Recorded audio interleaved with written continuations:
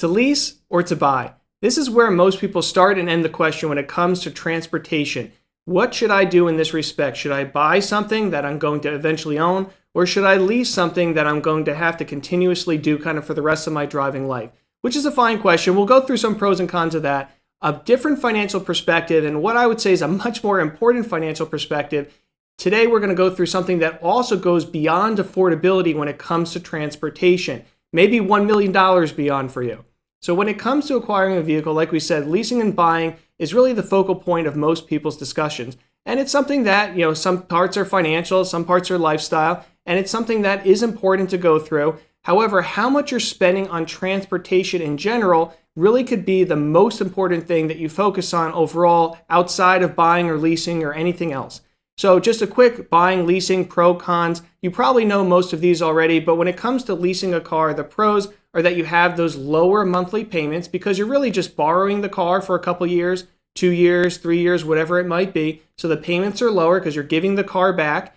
The newer vehicles that you're going to get then, every couple of years, you give the car back, you get a new vehicle. So it's going to be newer, new technology, new warranty, very little in the way of maintenance normally because the warranty is usually covering the 2 or 3 years of your lease anyway. So those are all some of the pros. On the negative side, when it comes to leasing, you're always going to have a car payment. You give one back, you get a new one. You give one back, you get a new one. You're always going to be paying for a lease for as long as you are driving. Mileage restrictions can also be a problem for some people. If you drive a lot, you may go over what you are allotted. Customization overall can be limited. Now, for some people, this is more important than others. If you want to put in fancy lights or new features, you're really not going to do that with a lease because you have to give the car back and you're restricted on that. Whereas on the buying side, flipping over to that is one of the pros. If you like customizing your car, like putting some special stuff into it, that's something that when you're buying it, it makes a little bit more sense. You also own the vehicle outright at some point. So at some point in the future, you have the opportunity at least to have no more monthly payments.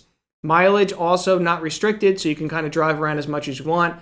Obviously now, if you're owning the car, you're not just borrowing it, the payment is going to be higher. The car is going to depreciate, meaning it's going to go down in value. You've probably heard as soon as you drive that car off the lot, it's worth less. That's just how it works with cars. They go down in value. They are not really an investment. Long-term ownership too, even though you drop off that monthly payment, you might have maintenance costs and stuff like that down the road as well. The older the car, obviously there's more chance that other things can go wrong. So you've probably heard all this and you land back into this gray area of should I buy, should I lease? This is the one question I'm going to focus on. But let's pause for a minute and get into that better, fresh financial perspective about affordability. So the real consideration, in my opinion, isn't just what method you choose, but how much you're allocating to your transportation, your car budget overall as a whole. Again, remember those cars are depreciating assets. Their value is going to go down over time. No matter how nice the luxury brand is, no matter how often you polish the car, no matter what you do, it's going to go down. You're spending money on something that's going to go down in value. So instead of simply asking, should I lease or should I buy, a much better question could be, how can I minimize my total car-related expenses over my lifetime to maximize my long-term financial well-being? Now, granted, it is a much longer question, but it's probably still a much better question to be asking yourself, because when we just focus on affordability, it's only looking at the budgeting piece of it. How can I afford this monthly payment? Can I afford this large of a monthly payment without basically putting myself in debt? Afford is just, how can I do this without going broke? Can I afford to do it? Can I spend the money on this without kind of ruining myself financially? Which isn't a great approach if we're looking to really maximize our long-term financial well-being. That's a very different flip side of the coin there. So let's take an example here to kind of illustrate this. Say we have two people that both have 40 years of driving ahead of them. They're debating between a luxury car or a value brand vehicle. Now, the difference between the two in this example is around $300 a month. And so normally, if we're just asking the affordability question, we say, can I afford $300 a month more? And if the answer is yes, you might very well say, I'm going to go for the luxury brand vehicle then. But let's say that we frame this question to really say, well, if I choose the lower cost vehicle, now with that extra $300 a month, what can I do with it? That is the question of opportunity cost, and it's a much different question than affordability. So let's say they chose the lower cost value car, save that $300 a month for 40 years. I'm assuming here it's going to be 8% annual return per year. At the end of that 40-year driving history span, they're going to have over $1 million based on those inputs, which is a really big number. So now we have a new question. It's, would I rather drive a luxury vehicle for 40 years? That's one option. Or would I rather drive a value brand vehicle for 40 years and also have $1 million at the end of it?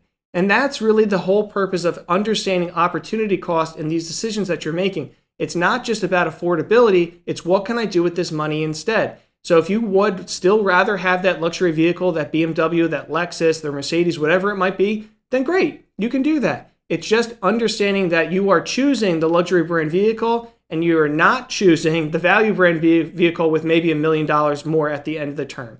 So that's really what we want to make sure that we're understanding here, reframing the question not to just try to lose the least amount of money when it comes to buying or leasing, but really how can we maximize our situation as good as it can be. So, keeping car expenses low, always probably a good idea on something that's going to depreciate in value.